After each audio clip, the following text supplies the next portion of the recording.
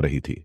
आसमान में बना विशाल सिंहासन धीरे धीरे काले बादलों के बीच गायब होने लगा, लेकिन उसकी गूंज अब भी चारों ओर फैल रही थी। गवाह नंबर 27, अब तुम लौट नहीं सकते। आरव की नजर उस नकाबपोश पर टिकी थी जिसने अभी अभी अपना चेहरा दिखाया था। वह चेहरा बिल्कुल उसके पिता जैसा था। आरव गुस्से और हैरानी से चिल्लाया, तुम कौन हो? अगर मेरे पिता मर चुके हैं तो तुम कौन हो? नकाबपोश कुछ पल चुप रहा। उसकी आंखों में दर्द साफ दिखाई दे रहा था। फिर उसने धीरे से कहा, जिसे तुम अपना पिता समझते थे वह सिर्फ कहानी का एक हिस्सा था। पूरा सच अभी बाकी है। इतना कहकर उसने अपनी जेब से एक पुरानी अंगूठी निकाली। अंगूठी पर वही 27 का चिन्ह बना था जो आरव के लॉकेट पर था। जैसे ही उसने अंगूठी हवा में उठाई, आरव का लॉकेट तेजी से चमकने लगा। दोनों से निकली रोशनी आपस में मिल गई। अचानक उनके सामने हवा में एक विशाल दरवाजा बन गया।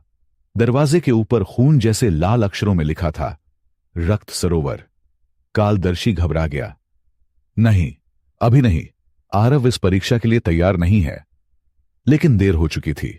दरवाजा अपने आप खुल गया। भीतर से ठंडी हवा का तेज झोंका आया। उस हवा में किसी के रोने, हंसने और चीखने की आवाजें एक साथ गूंज रही थीं। नकाबपोश ने आरव की तरफ देखा। अगर तुमने इस परीक्षा को पार कर लिया तभी मैं तुम्हें तुम्हारे पिता का सच बताऊंगा। आरव बिना कुछ बोले दरवाजे के अंदर चला गया। जैसे ही उसने पहला कदम रखा, उसके पीछे दरवाजा अपने आप बंद हो गया। अब उसके सामने एक विशाल झील थी, लेकिन उसमें पानी नहीं था। पूरा सरोवर लाल रंग के द्रव से भरा हुआ था। ऐसा लग रहा था जैसे उसमें सदियों का खून बह रहा हो। झील के बीचों बीच एक काले पत्थर का चबूतरा था। उस पर एक प्राचीन तलवार रखी थी। जैसे ही आरव आगे बढ़ा, सरोवर की सतह पर लहरें उठने लगीं। धीरे धीरे उन लहरों से इंसानी चेहरे बनने लगे। कुछ रो रहे थे, कुछ मदद मांग रहे थे और कुछ सिर्फ आरव को घूर रहे थे। अचानक सभी चेहरे एक साथ बोले, हमें याद है। क्या तुम्हें याद है? आरव के सिर में तेज दर्द होने लगा। उसे अपने बचपन की कुछ धुंधली झलकियां दिखाई देने लगी। एक रात, भारी बारिश। उसके पिता तलवार लिए किसी से लड़ रहे थे। उसकी मां उसे लेकर भाग रही थी और दूर एक बच्चा जमीन पर पड़ा रो रहा था, लेकिन उस बच्चे का चेहरा दिखाई नहीं दे रहा था। अचानक पूरा दृश्य टूट गया। सरोवर के बीच रखा पत्थर का चबूतरा चमकने लगा। तलवार हवा में उठी। धीरे धीरे वह उड़ते हुए आरव के सामने आ गई। जैसे ही उसने तलवार का हथा पकड़ा, पूरे मायालोक में बिजली कड़क उठी। तलवार से एक आवाज आई, यदि तुम सत्य के योग्य हो तो मेरा भार उठाकर दिखाओ। आरव ने पूरी ताकत लगा दी, लेकिन तलवार अपनी जगह से 1 इंच भी नहीं हिली। तभी पीछे से किसी ने ताली बजाई। थक थक थक। आरव पलटा। सरोवर के किनारे एक काली चादर ओढ़े छोटी सी लड़की खड़ी थी। उसकी उम्र शायद 10 साल रही होगी। उसके हाथ में एक गुड़िया थी जिसका चेहरा बिल्कुल आरव जैसा था। लड़की मुस्कुराई और बोली, तुम तलवार नहीं उठा सकते। आरव ने पूछा, क्यों? लड़की की मुस्कान और गहरी हो गई। उसने धीरे से कहा, क्योंकि यह तलवार तुम्हारी नहीं। वह कुछ पल रुकी, फिर उसकी आंखें पूरी तरह लाल हो गईं और उसने फुसफुसाते हुए कहा, यह तुम्हारे असली भाई की है। आरव के पैरों तले जमीन खिसक गई। क्या? मेरा भाई? उसी क्षण पूरे रक्त सरोवर में भयंकर तूफान उठने लगा और लाल पानी के भीतर से एक रहस्यमयी योद्धा धीरे धीरे बाहर आने लगा। उसके हाथ में उसी तलवार की दूसरी आधी धार थी और उसका चेहरा अभी भी पानी के अंदर छिपा हुआ था। रक्त सरोवर की लाल लहरें अचानक उफान मारने लगीं। पूरा मायालोक उस गर्जना से कांप उठा।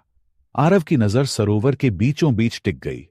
धीरे धीरे लाल पानी के अंदर से एक विशाल योद्धा बाहर आने लगा। उसने काले रंग का प्राचीन कवच पहन रखा था। उसके हाथ में आधी टूटी हुई तलवार थी जिससे नीली बिजली निकल रही थी, लेकिन उसका चेहरा अब भी लोहे के मुखौटे के पीछे छिपा हुआ था। जैसे ही वह पूरी तरह बाहर आया, पूरे सरोवर में एक ही आवाज गूंजी, रक्षक जाग चुका है। आरव ने तलवार कसकर पकड़ ली। तुम कौन हो? योद्धा कुछ क्षण तक चुप रहा। फिर उसने भारी आवाज में कहा, मैं इस रक्त सरोवर का रक्षक हूं। पिछले 27 वर्षों से मैं सिर्फ एक व्यक्ति का इंतजार कर रहा था। उसने अपनी उंगली सीधे आरव की ओर कर दी। और वह तुम हो। अचानक उसके मुखौटे पर दरार पड़ने लगी। छुर्रर्रर्र। मुखौटे का एक हिस्सा टूटकर जमीन पर गिर गया।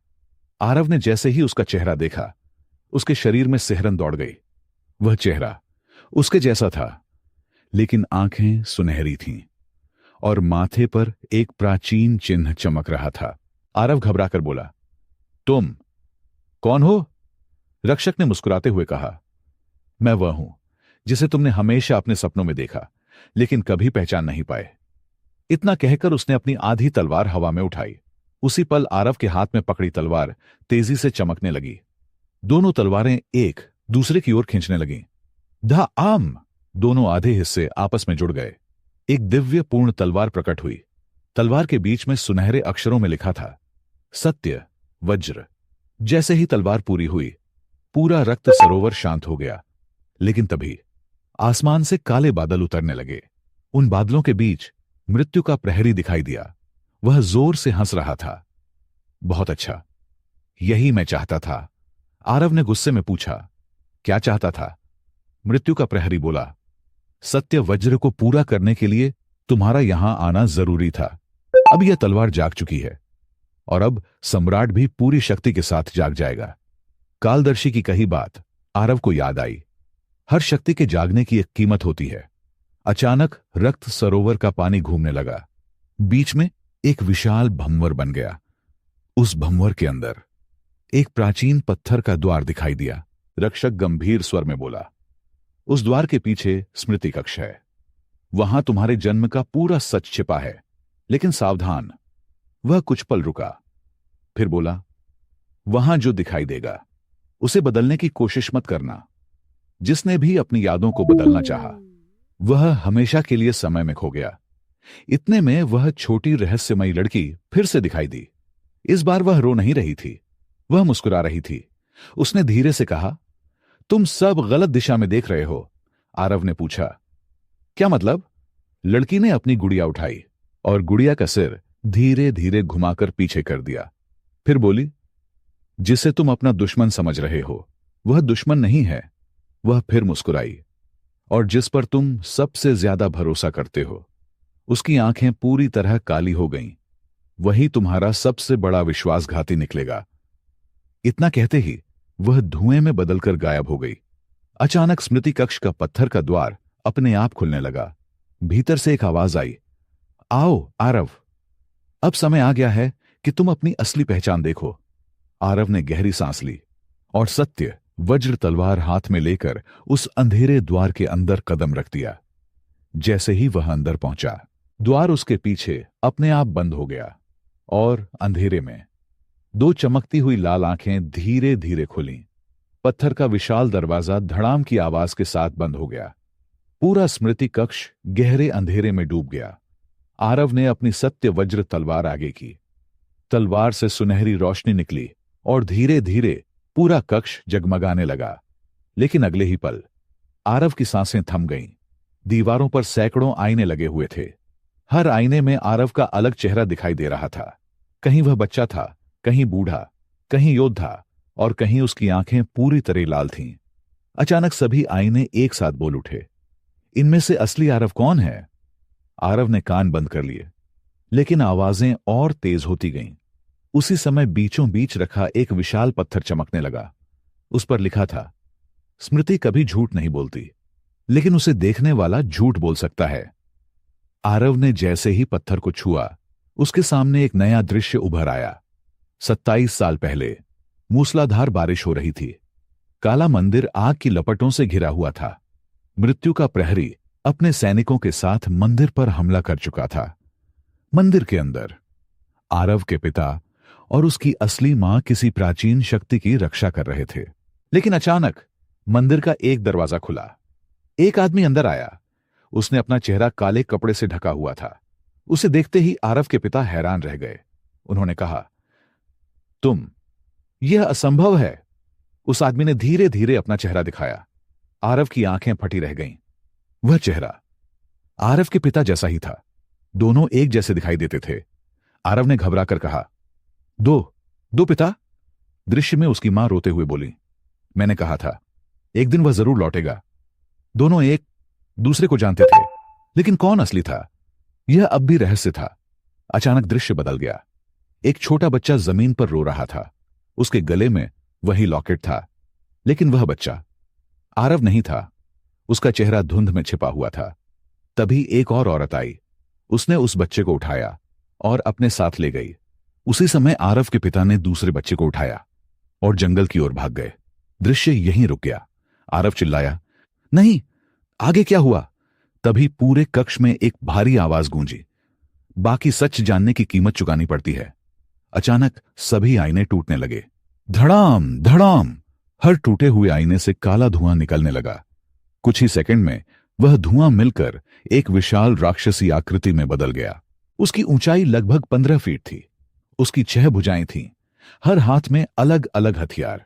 उसकी आंखें जलते हुए अंगारों जैसी थीं।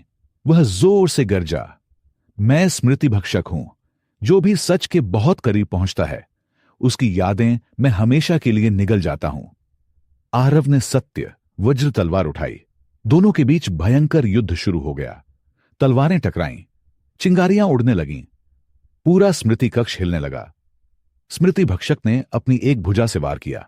आरव कई फीट दूर जाकर गिरा। तभी उसका लॉकेट अचानक पहले से कहीं ज्यादा चमकने लगा। उसके सामने उसके पिता की धुंधली छवि दिखाई दी।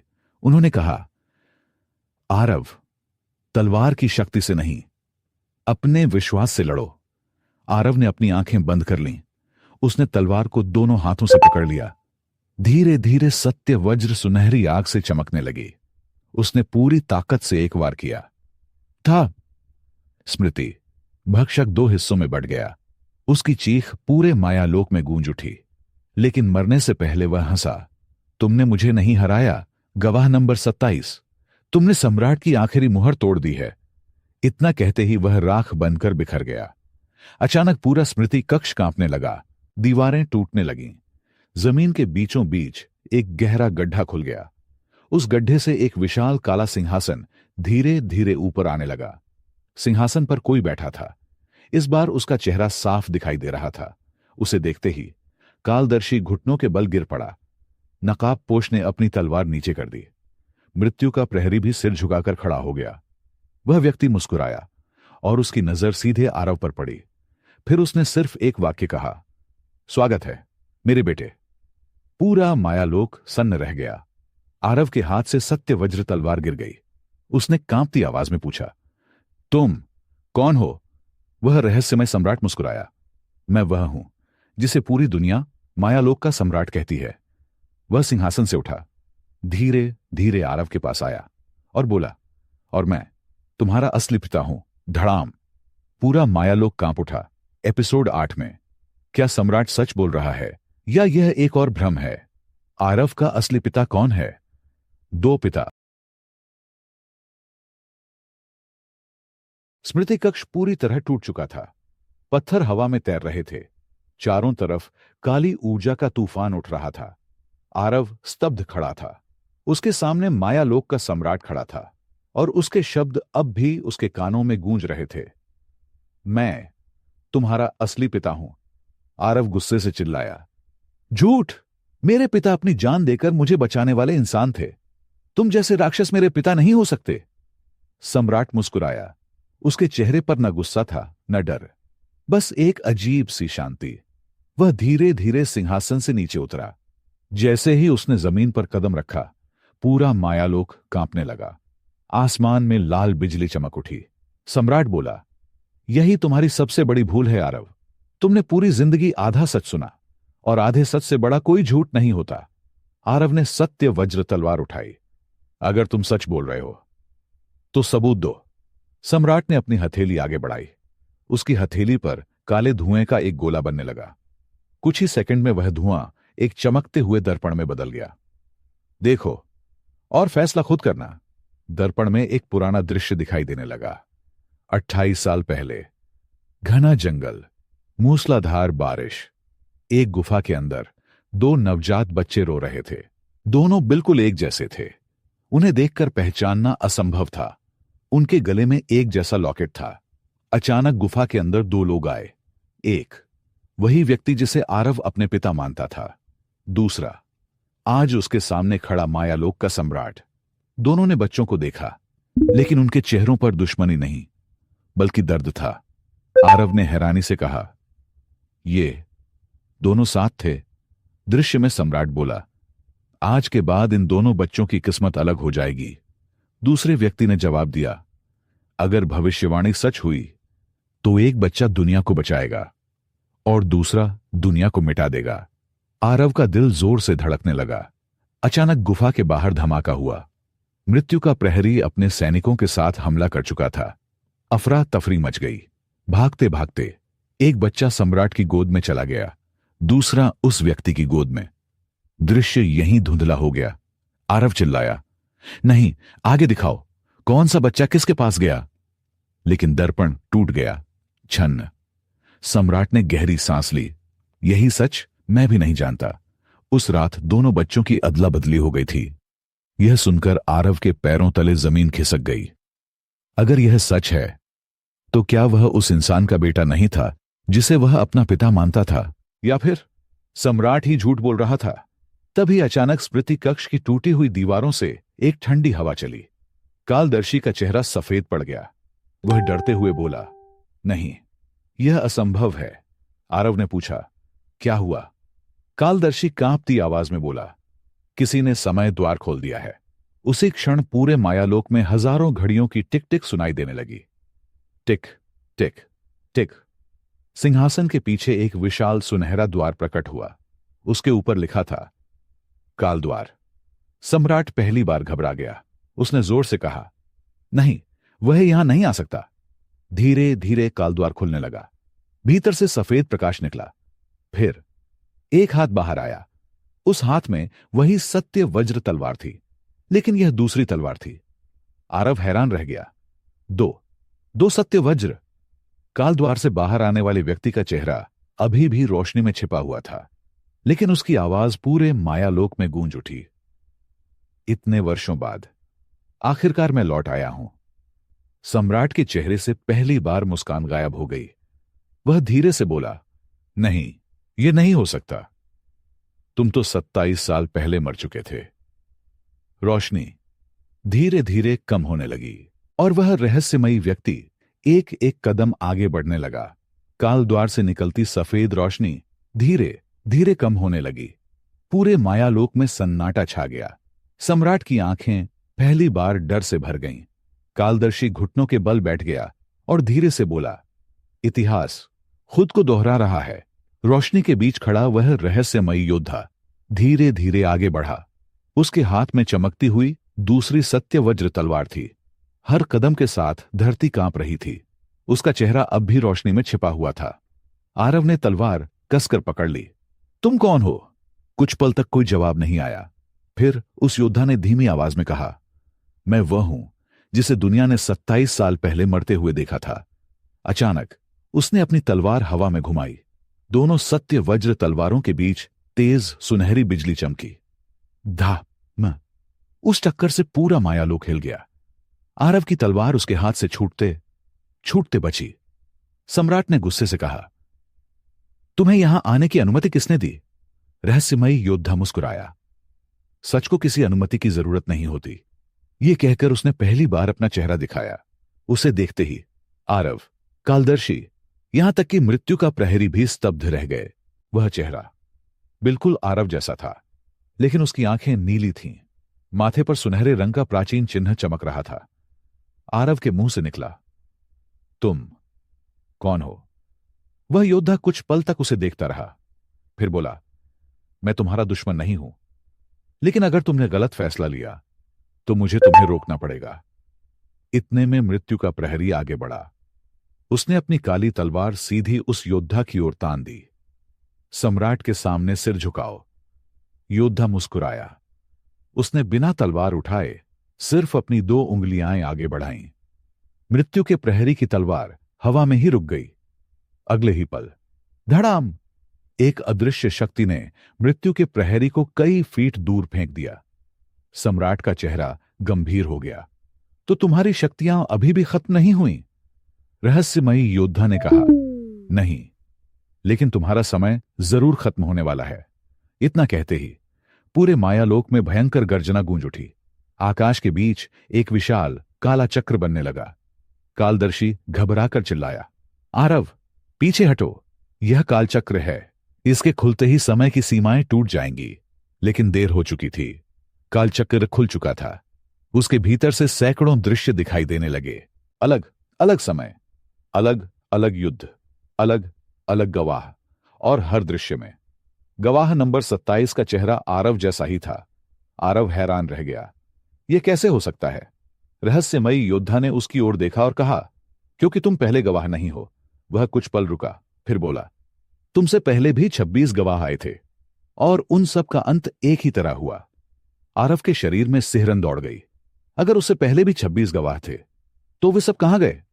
उसी समय कालचक्र के भीतर से एक चीख सुनाई दी, हमें बचाओ। आरव ने ध्यान से देखा।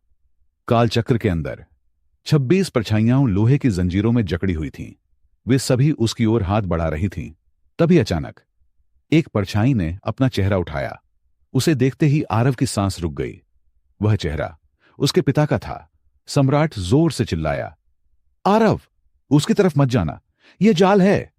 लेकिन तभी उसके पिता जैसी दिखने वाली परछाई ने कमजोर आवाज में कहा, बेटा, अगर सच जानना है तो कालचक्र के अंदर आओ।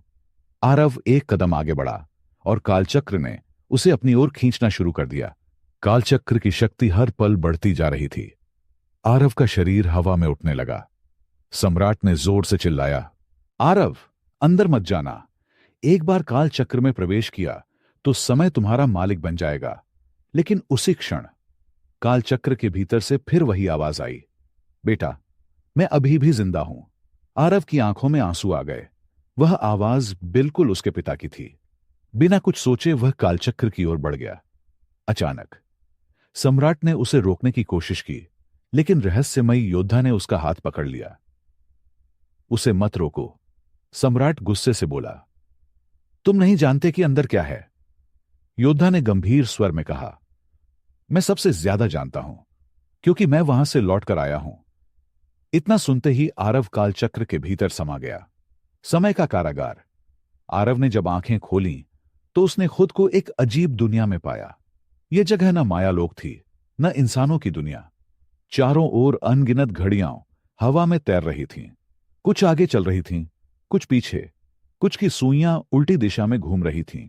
जमीन पर कोई परछाई नहीं थी, सिर्फ अंतहीन धुंध। अचानक उसके सामने लोहे की मोटी जंजीरों से बंधा एक आदमी दिखाई दिया। उसके लंबे बाल थे, चेहरा धूल और खून से ढका हुआ था। वह धीरे धीरे सिर उठाता है। आरव का दिल धड़कना बंद हो जाता है।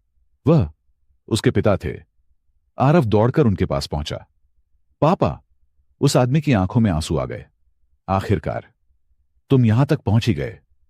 आरव ने जंजीरें तोड़ने की कोशिश की, लेकिन वे किसी अजीब धातु की बनी थीं। एक भी नहीं टूटी। आरव ने पूछा, आप यहां कैसे फंसे? पिता ने गहरी सांस ली। जिस दिन मैंने तुम्हें बचाया, उसी दिन मैंने अपनी आजादी खो दी।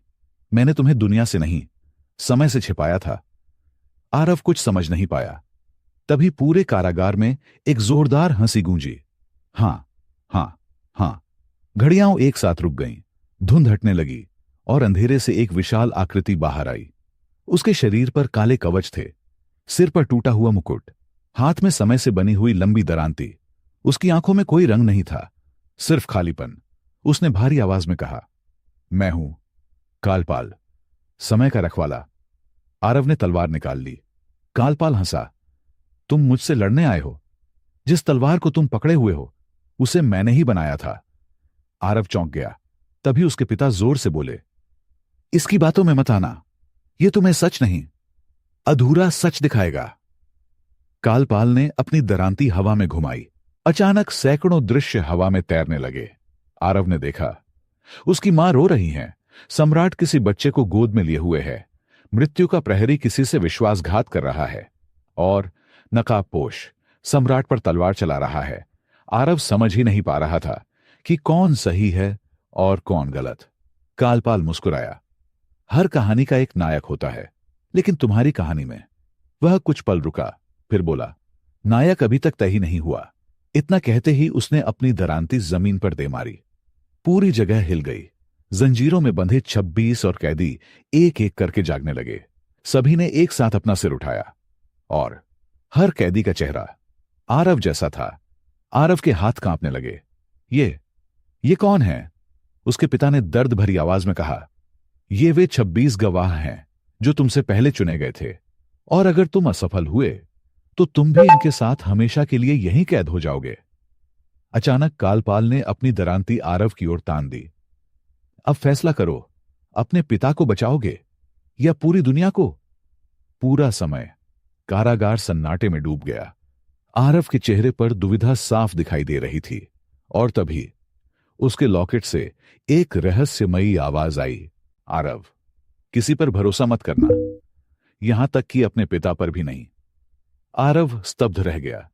उसने धीरे धीरे अपने पिता की ओर देखा, और पहली बार उसे उनके चेहरे पर एक अजीब सी मुस्कान दिखाई दी। क्या सच में सामने खड़े व्यक्ति उसके पिता हैं, या कोई और उनका रूप धारण किए हुए है?